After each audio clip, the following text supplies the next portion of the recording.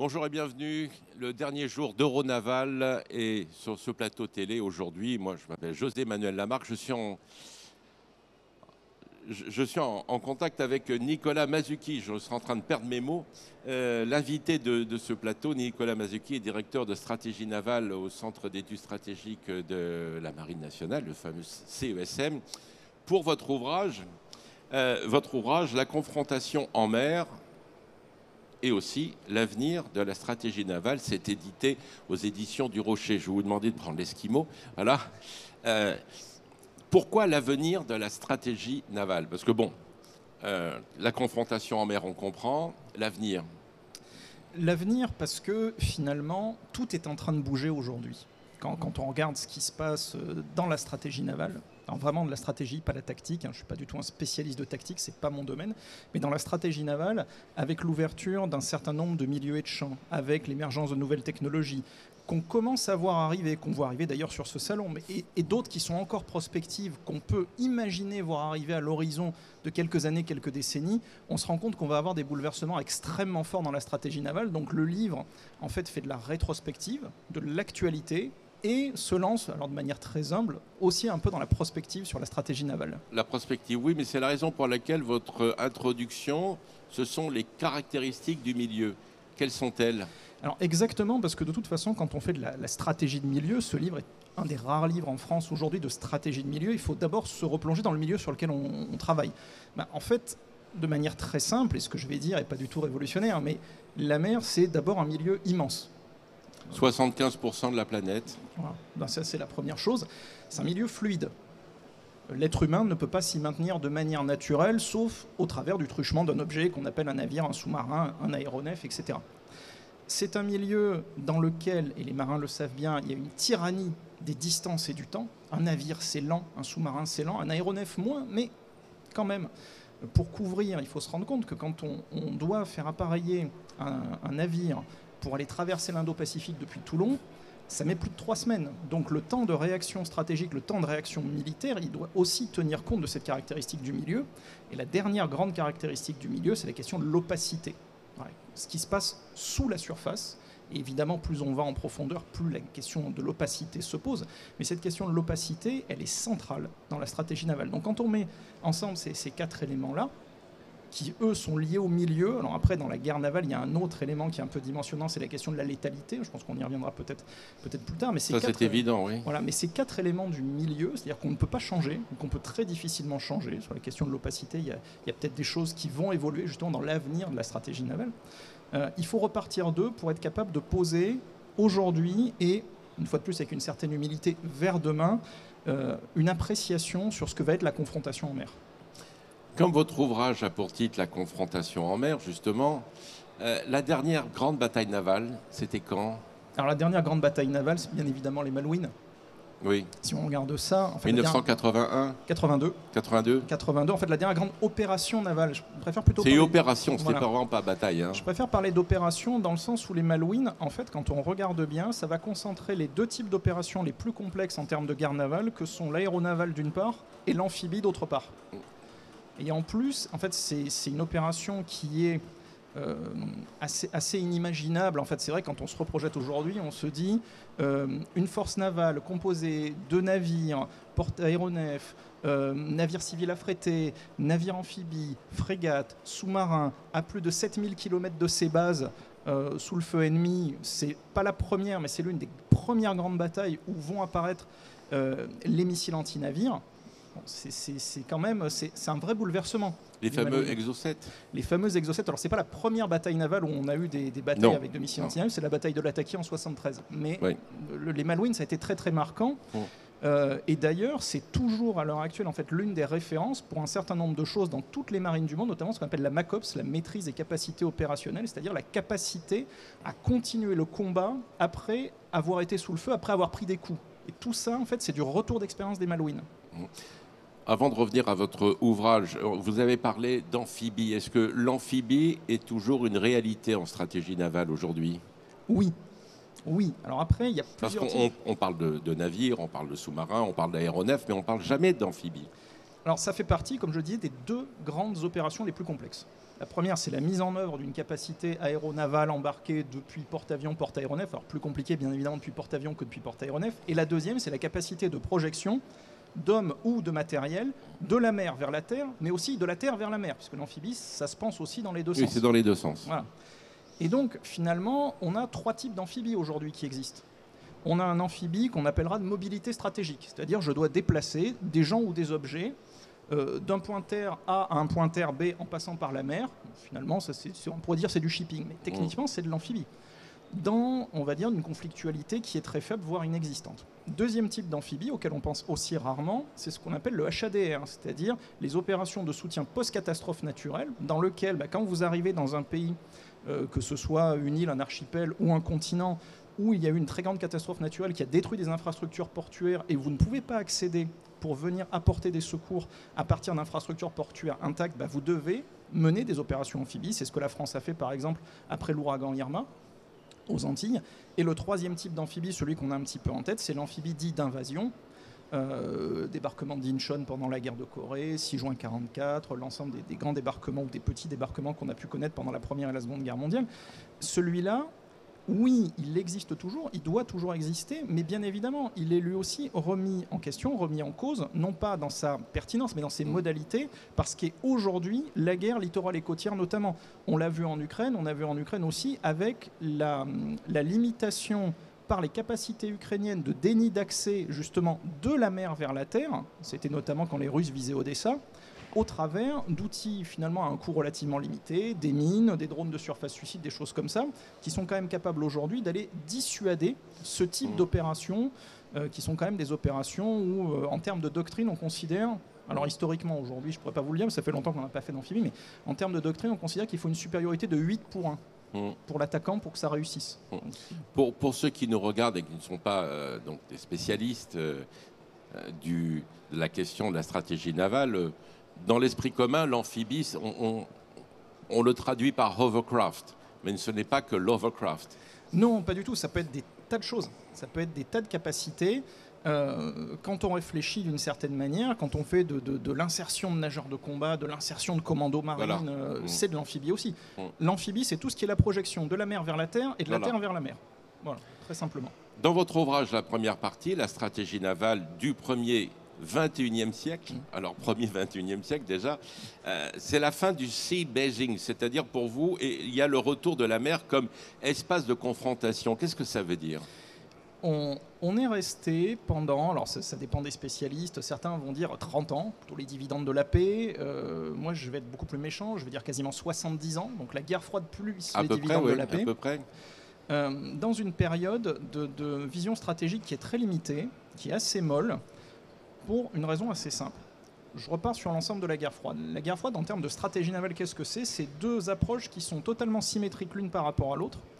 D'un côté, dans le côté espace euro-atlantique, on a une approche qui est une approche, faisons-la simple, de la logistique ouverte dans l'Atlantique Nord, c'est-à-dire la nécessité de maintenir coûte que coûte l'Atlantique Nord ouvert pour permettre aux forces alliées de l'Amérique du Nord de venir en renfort des forces alliées européennes en cas d'invasion russe.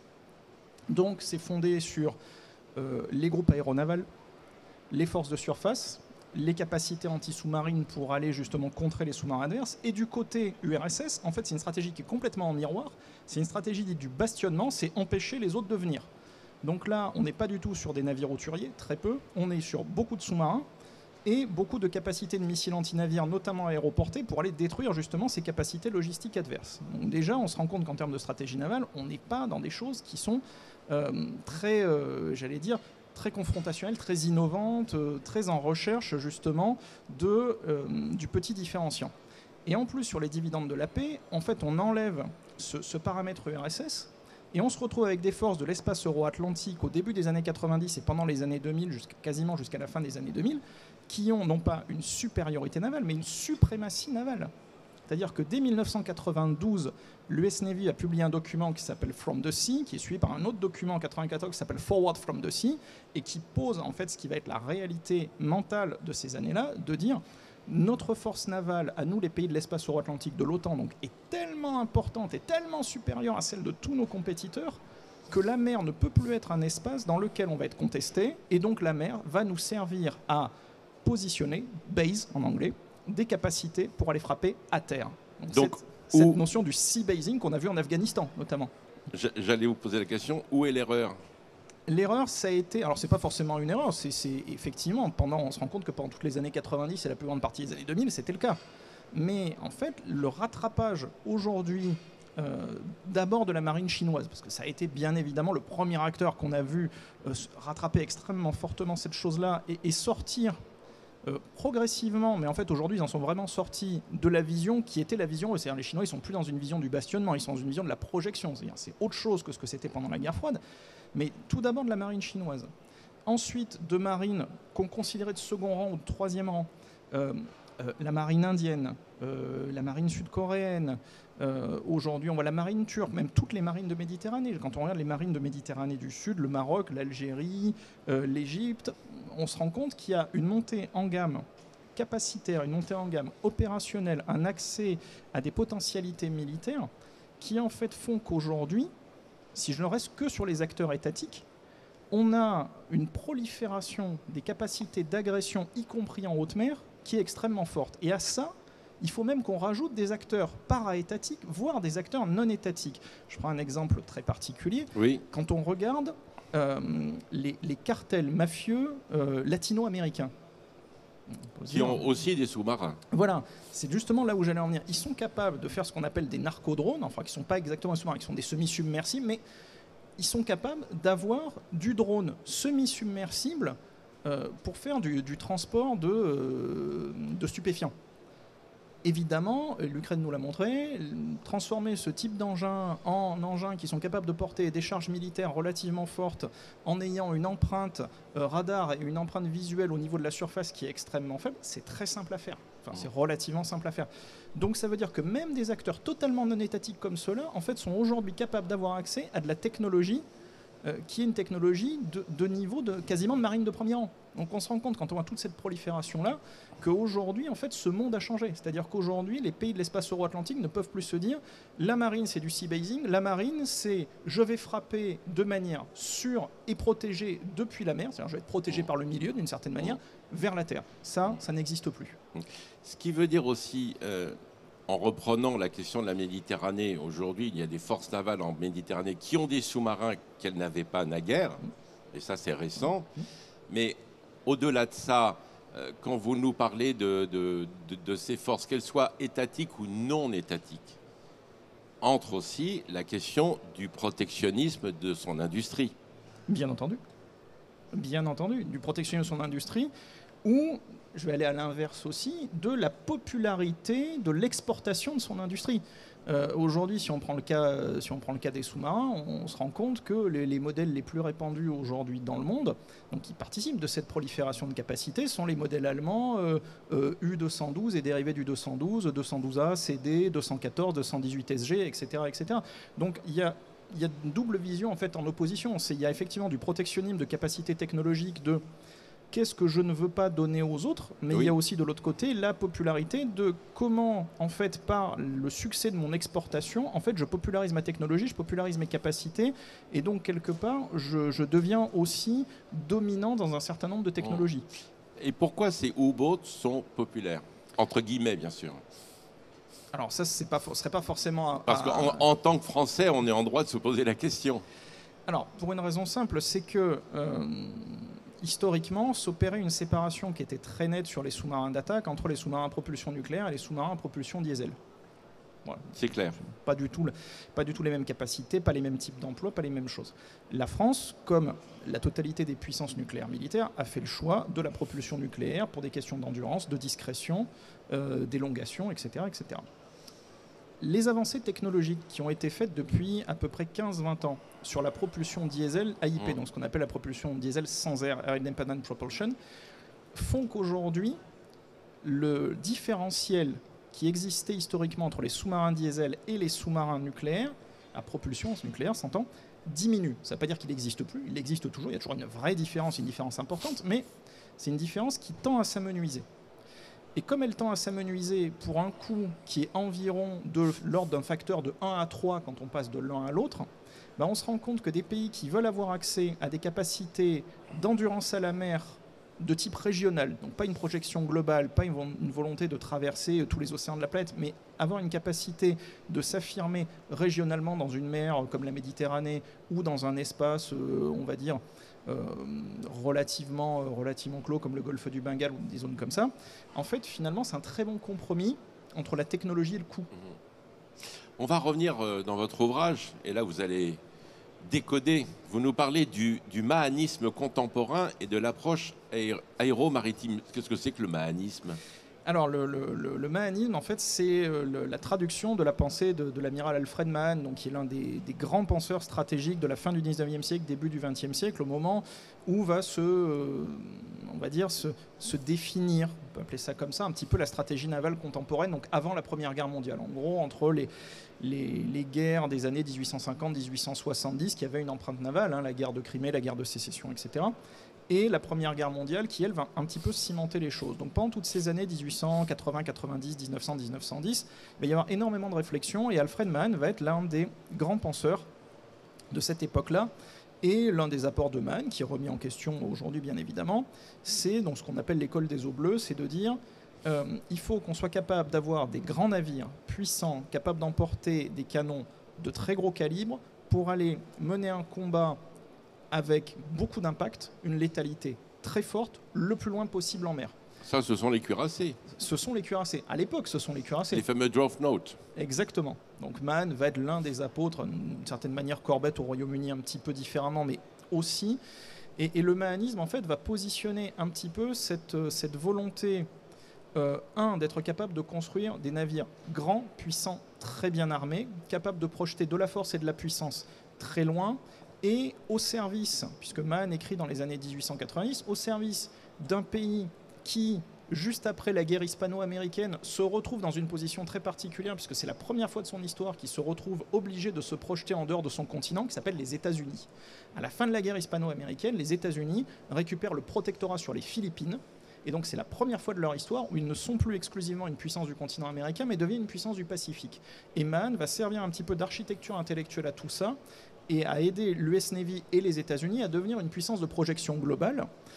C'est la question de la répartition des bases navales, la question de la suprématie par le nombre, etc., ce qui sont aujourd'hui toujours des dimensionnants, quand on les regarde, de la puissance navale américaine. D'où l'approche aéromaritime, puisque très grand, très fort, très puissant en projection, mais aussi très faible, parce qu'avec l'aviation, on l'a vu par exemple dans la Seconde Guerre mondiale, le Bismarck ou le Tirpitz ou le Prinz Eugène, c'était exactement ça. Exactement. Fort, puissant, mais attention, l'aéromaritime, ça existe. Exactement. Et surtout, en fait, l'intérêt de l'aéromaritime, et surtout, alors dans ce cas-là, c'est l'aéronaval, donc on va aller exactement, vraiment sur le spécifique du groupe aéronaval. La capacité du groupe aéronaval, c'est d'être capable de projeter une bulle de décision tactique extrêmement large, et c'est-à-dire d'avoir un périmètre de projection de létalité qui est très fort et avec une vitesse très importante, puisque la vitesse des aéronefs étant beaucoup plus importante que celle des mobiles de surface ou des mobiles sous-marins, en fait ça permet une beaucoup plus grande réactivité et donc une zone de couverture beaucoup plus importante. Ce qui a d'ailleurs beaucoup joué dans la Seconde Guerre mondiale, et effectivement on n'avait pas du tout les mêmes pas de réaction entre des navires de surface et des avions embarqués. Et aujourd'hui on est toujours sur cette vision-là. Souvent on entend des choses un petit peu en disant oui, mais est-ce que les porte-avions quand même aujourd'hui avec les missiles hyper véloces, avec ceci, avec cela, c'est pas dépassé? Ce qu'on regarde, et les faits sont quand même assez tenaces par rapport à ça, c'est que la plupart des marines du monde qui aspirent à devenir des marines soit de premier rang, soit des marines au-delà d'un certain niveau régional, elles essaient de se doter de capacités aéronavales. Voilà. Que ce soit avec des appareils habités, des appareils inhabités, mais en tous les cas, elles ont cette volonté d'aller vers le porte-avions, le porte-aéronef ou pour un certain nombre d'entre elles vers le porte-drone. Donc ça veut bien dire que ça conserve une véritable acuité tactique et stratégique. Oui. Toujours retour à votre ouvrage, vous émettez aussi l'idée du retour de la guerre littorale et côtière. Là, on n'est plus en haute mer. Non, justement, et effectivement, je reviens un petit peu à mon débat stratégique de la fin du 19e, début du 20e. L'idée, je schématise un petit peu, était de dire, est-ce qu'on doit mener la guerre le plus loin possible des côtes, donc c'est Mahan, Corbett, etc., ce qu'on appelle Oui. l'école des eaux bleues, ou au contraire, est-ce qu'on doit mener la guerre le plus près possible de nos côtes, parce que quelque part, ça nous coûtera moins cher, il faudra des unités beaucoup plus petites, plus réactives, un petit peu la notion un peu de l'essaim d'abeilles, c'est ce qu'on a donné en France, ce qu'a donné en France la jeune école, avec la question des torpilleurs. Et donc la question qui a été tranchée un peu avant le début de la Première Guerre mondiale, c'était donc est-ce qu'on fait de l'école des eaux bleues, est-ce qu'on fait de l'école des eaux brunes? C'est l'école des eaux bleues qui a fini par gagner. Aujourd'hui, on n'est plus du tout dans cette dynamique-là de dire est-ce qu'il faut faire des eaux bleues ou des eaux brunes, mais on est plutôt de dire non seulement il faut faire les deux en même temps, parce que les menaces sont différentes, parce que le retour de la possibilité de la confrontation interétatique majeure en mer nous oblige à penser les eaux bleues, nous oblige à nous reprojeter intellectuellement vers la haute mer, mais en même temps, toutes les menaces potentielles, étatiques ou non étatiques, qui peuvent se porter au plus près des côtes, nous obligent aussi à être présents et à nous projeter dans les eaux brunes, notamment en France, c'est ce qu'on fait au travers de l'action de l'État en mer. Néanmoins, à ça, et c'est la grande spécificité de notre époque, s'ajoute une troisième catégorie d'eau qui était un peu historiquement délaissée, ce qu'on appelle les eaux vertes. C'est un peu ce qui est entre les deux. Si, en termes territoriaux, je devais résumer ça assez rapidement, les eaux brunes, ça serait un petit peu les eaux territoriales, et les eaux vertes, les zones économiques exclusives. Tout à fait, oui. Pourquoi est-ce que je parle de ça? Parce qu'aujourd'hui, quand on regarde le développement des activités économiques, mais surtout des activités critiques en mer, où se fait-il?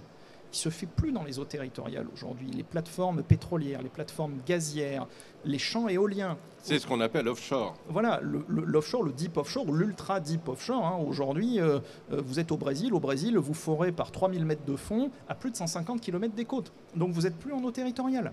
Vous êtes en zone économique exclusive. En Méditerranée orientale, c'est exactement la même chose. Donc le développement de la criticité progressive de ces eaux vertes oblige aussi à venir penser la protection de cette zone-là en complément de tout le reste, d'autant plus que les règles de droit qui s'appliquent dans ces trois zones sont différentes. Oui. Et les menaces qui s'y appliquent ne sont pas forcément les mêmes ou ne se déroulent pas forcément de la même manière. Et la stratégie n'est pas la même. Et la stratégie n'est pas la même, de fait. Exactement. Face à tout cela, aujourd'hui, nous sommes face, pas aujourd'hui, puisque ça fait quand même une cinquantaine, un demi-siècle quand même, à l'évolution technologique. Et qui dit aujourd'hui technologie? Il y a 50 ans, on parlait de technologie, technologue au sens grec. Aujourd'hui, la technologie, on va directement vers le cyber, vers le numérique, vers l'IA. Oui, mais sans... Et ça, c'est une nouvelle donne. C'est une nouvelle donne, mais ce que j'allais dire, c'est ce qui est intéressant, sans que ça n'annule totalement les caractéristiques du milieu, petit a, et petit b, finalement, sans que ça ne change un paramètre fondamental de la stratégie, qu'elle soit navale ou pas navale d'ailleurs, c'est que la stratégie, ça reste clausewitzien, c'est-à-dire que le but final, c'est de convaincre l'autre qu'il a perdu. Hervé Couteau-Bégari, Exactement. notre maître à tous. Exactement. Donc oui, ça va amener des nouvelles capacités. Oui, aujourd'hui, on ne peut pas penser la stratégie navale en dehors de ce qu'on appelle le M2MC, le multimilieu multichamp, c'est-à-dire... Vous pouvez nous traduire pour ceux qui Bien nous sûr. regardent, bien évidemment. Bien sûr. Donc c'est-à-dire l'interaction, quasiment l'imbrication même, de ce qu'on appelle les milieux et les champs. Alors les milieux sont les milieux dits physiques, c'est-à-dire c'est ceux qui préexistent à l'existence de l'homme. C'est-à-dire en gros qu'on soit là ou qu'on soit pas là, ces milieux existent. La Terre, la mer, l'air, les trois milieux historiques, l'espace extra-atmosphérique, le spectre électromagnétique. Et à ça, on va ajouter deux champs qui, eux, sont créés par l'homme et n'existent que par l'homme, qui sont le champ des perceptions et le cyberespace. Et aujourd'hui, toute opération va forcément utiliser toute ou partie de ces milieux et de ces champs, et va être conçue dans l'interaction de ces milieux et de ces champs. Dans la marine, le plus important, bien évidemment, au-delà du milieu mer, aujourd'hui, c'est l'espace. Oui. On ne se rend pas compte, ou les marins s'en rendent compte, mais les gens, on va dire, non initiés ne se rendent pas compte en fait à quel point les opérations navales sont dépendantes de l'espace. Une force navale qui n'a pas accès à l'espace, elle est aveugle, sourde et muette. C'est ça aussi. Oui. C'est positionnement, communication, guidage. Donc là, on est naturellement dans le multimilieu, multichamp. Ce qui veut dire que quelque part, on a basculé dans un autre concept. Oui. Oui, on a basculé dans une interdépendance, dans une intrication, quasiment au sens physique du terme. C'est ça. On revient à votre ouvrage, et justement là, on est dans la technologie, on a parlé du cyber. Vous nous parlez de robotisation des unités navales. Une réponse au défi du milieu, mais attention, là, c'est un point d'interrogation. Alors c'est un vrai faux point d'interrogation parce que bien évidemment tout le monde saute sur sa chaise en disant les drones, comme si évidemment l'Ukraine nous a montré que les drones navals avaient une vraie utilité. De la même manière que les drones aériens ont prouvé leur utilité dans le milieu terrestre depuis très longtemps, dans les opérations aéroterrestres depuis très longtemps. Néanmoins, ce point d'interrogation ironique veut surtout être la mise en garde contre le fait d'imaginer que la robotisation serait une martingale absolue et qu'elle permettrait, par sa seule nature, en fait, à n'importe quel acteur de devenir d'un coup la première puissance navale mondiale, d'aller gagner à coup sûr, et finalement, pour un coût extrêmement faible, coût financier mais aussi coût humain, en fait, d'anéantir les caractéristiques du milieu. Et notamment, ce qui est aujourd'hui beaucoup recherché, c'est la caractéristique de l'opacité. Voilà, on s'imagine que la prolifération des drones sous-marins à un moment ou à un autre va mettre fin à l'opacité sous le dioptre. Bon, la réponse est peut-être qu'un jour ça arrivera. Une fois de plus, je n'ai pas de boule de cristal et je ne veux surtout pas me prononcer là-dessus. Mais aujourd'hui, il est bien clair que les drones sont des adjuvants extrêmement utiles et extrêmement importants, mais ils ne sont pas par eux-mêmes révolutionnaires de la guerre navale. Qu'est-ce qui serait révolutionnaire alors? Alors, question un peu... Non, bien sûr, bien sûr. Il est très rare d'avoir des révolutions. On a des évolutions critiques. On rappelle qu'en physique, la révolution, c'est le retour à l'état. La mutation brutale des structures. C'est ça, mais qui amène à un retour à l'état initial. Oui. La révolution, normalement, c'est on revient à son point de départ. Mais on peut que se placer dans l'hypothétique, bien évidemment, en parlant de ça. Mais la combinaison d'un certain nombre de facteurs, notamment, je pense que l'un des très grands facteurs, c'est l'accès à un certain nombre de technologies quantiques étant un petit peu comme intelligence artificielle, un métaconcept dans lequel il y a énormément de choses et énormément de choses différentes. Sauf que le quantique, on en parle depuis très longtemps, parce que la physique quantique, Max Planck par exemple, ça fait plus d'un siècle maintenant. Tout à fait, mais de la même manière que l'intelligence artificielle, la définition de l'IA, c'est Marvin Minsky en 1957. Oui.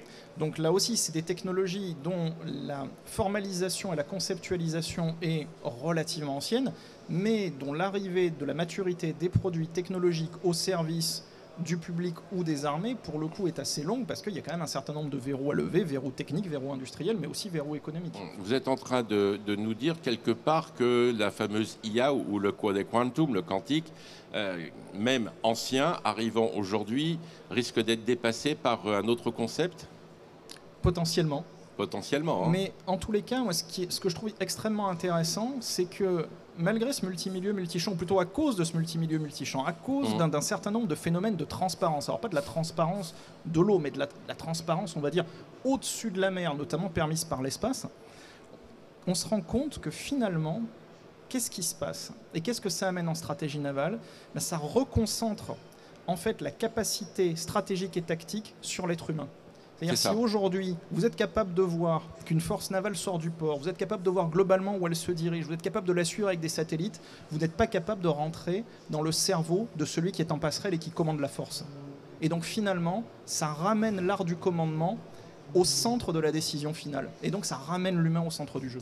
Et ce facteur humain nous ramène à l'esprit d'équipage. Exactement. Nous ramène à l'esprit d'équipage, nous ramène à l'art du commandement, nous ramène à finalement deux notions qui, pour moi, sont les notions cardinales dans le commandement naval. La première, c'est l'imprévisibilité. C'est ce que je disais, c'est-à-dire que si vous connaissez par cœur la doctrine d'une marine et que vous êtes certain que les commandants vont toujours appliquer la doctrine, etc., bah vous avez forcément un avantage très fort puisque vous savez comment les gens vont se comporter. Alors qu'au contraire, si vous affichez une imprévisibilité forte ou si vous êtes capable de générer une imprévisibilité chez votre adversaire, bah vous avez un avantage d'initiative. Et la deuxième chose, et on revient finalement au début de notre interview, c'est la pugnacité. Et ça a été la très grande leçon des Malouines. La très grande leçon des Malouines et la très grande leçon de la Royal Navy dans l'histoire, d'ailleurs, quand on regarde bien, c'est cette capacité de dire, in fine, la guerre navale, c'est celui qui accepte de prendre des coups et qui reste sur le ring jusqu'à la fin. Et quand on se replonge sur les Malouines et quand on se remet dans la tête de l'amiral commandant la force, à 7000 km de chez lui, qui commence à perdre des navires et qui se dit « je vais continuer à y aller », voilà. Là, on est sur des leçons de commandement. Ce qui veut dire que quelque part, il peut y avoir on peut afficher une stratégie navale officiellement et officieusement en avoir une autre. Exactement. Rien n'empêche. C'est le cas de la doctrine russe qui se dit la maskirovka, c'est-à-dire le fameux camouflage. Je te montre ce que je fais, mais je ne te montre pas ce que je vais faire ou ce que je suis en train de faire sans que tu le vois. Oui, mais en même temps... Mais attention, peut-être que dans le naval, c'est un petit peu plus compliqué. C'est un petit peu plus compliqué, mais ça ne veut pas dire que c'est pas faisable. Oui. Et la question de ce qu'on appelle l'influence de manière globale, donc érigée en 6e fonction stratégique de manière relativement récente, en fait inclut ces questions-là. L'influence, ça inclut la manipulation, la déception, la maskirovka, comme l'appellent les Russes. Voilà. Et dans le naval, c'est tout à fait faisable. Les marines sont à la fois les meilleures et les pires armées pour faire de l'influence. Oui. Mais vous n'avez pas abordé la question du renseignement. Sous quel angle ? Par rapport à votre ouvrage, qui est donc la confrontation en mer, je pense qu'en conclusion, ce serait bien qu'on aborde quand même le renseignement, parce qu'on ne sait qu'il ne peut y avoir de guerre sans renseignement. Bien entendu. Et c'est pour ça, finalement, quand je parlais de l'art du commandement tout à l'heure, c'est en fait amener le renseignement jusqu'à une limite. C'est pour ça que je vous disais aujourd'hui, l'espace, ou moi ce que j'appelle la couche stratégique haute, c'est-à-dire quand on met l'espace, le cyber, l'électromagnétique et les perceptions ensemble, on en fait une seule couche stratégique. C'est ce que moi j'appelle la couche du savoir et du faire savoir. Ça permet bien évidemment de communiquer, mais ça permet aussi et surtout de renseigner. Et du savoir-faire. Alors le savoir-faire, il est peut-être ailleurs, mais en tout cas du savoir et du faire savoir, c'est-à-dire du renseignement et de la communication. Donc oui, aujourd'hui, et c'est ce que je disais, notamment grâce à l'espace, grâce à la prolifération des satellites optiques, radars, électromagnétiques, etc., on est capable de savoir énormément de choses au-dessus de la surface. Très bien. Mais et en dessous ? Je vais y venir. Mais savoir ce qui va se passer au moment de la confrontation elle-même, c'est-à-dire quand on va être dans la situation tactique, là, on reste dans le cerveau du commandant. Donc même si le renseignement a acquis une certaine facilité, entre guillemets, en surface, il touche quand même une certaine limite. En dessous, c'est toute la question justement de la caractéristique du milieu qu'est l'opacité, dont on parlait au début, et de savoir jusqu'à quel point un jour peut-être on pourra limiter, voire annuler cette capacité. Bien évidemment, la prolifération sous-marine qu'on a décrite de sous-marins habités, mais aussi la prolifération de drones sous-marins aujourd'hui, elle se fait très majoritairement dans cette optique de renseignement et dans cette optique de vouloir atteindre une espèce de subsea situation awareness, si je fais un espèce de parallèle avec ce qu'on appelle la space situation awareness, c'est-à-dire la situation spatiale en temps réel, qui aujourd'hui, c'est cette situation sous-marine en temps réel, n'est pas atteinte. En l'état des technologies actuelles, n'est pour l'instant a priori pas atteignable, mais c'est pour ça qu'on parlait du quantique tout à l'heure. J'émets quand même l'hypothèse que la combinaison d'un certain nombre de technologies, on parlait de révolution, pour moi, on est très rarement des révolutions sur un point. Habituellement, c'est une combinaison d'éléments qui amène à un certain nombre de choses. Le développement de l'IA, il s'est fait sur une combinaison de 2 éléments, par exemple. Là, on peut avoir des vraies ruptures et des vraies modifications. Par contre, aujourd'hui, ce qui est certain, c'est que le milieu sous-marin demeure le milieu de l'opacité, demeure celui à partir duquel on peut le plus facilement faire du renseignement et dont on peut, pour l'instant, le plus facilement se cacher, entre guillemets, du renseignement. Ce qui fait que finalement, les forces sous-marines ont une présence et ont une importance que probablement elles n'ont encore jamais eu dans l'histoire. Si je comprends bien, votre ouvrage, je le rappelle, Nicolas Masucchi, La confrontation en mer, sous-titre L'avenir de la stratégie navale, c'est aux éditions du Rocher. Peut-être que le prochain ouvrage sera Philosophie de la stratégie navale. Oh, je ne suis pas certain d'être exactement qualifié pour ça, mais en tout cas, pourquoi pas si c'est un défi. Merci à vous, Nicolas Masucchi. Je Merci. le rappelle, vous êtes le directeur stratégie navale du Centre d'études stratégiques de la Marine, le CESM. Votre ouvrage, La confrontation en mer, sous-titre L'avenir de la stratégie navale, aux éditions du Rocher. Voilà, c'était notre plateau en cette dernière journée d'Euronaval. Bonne journée à tous et à toutes.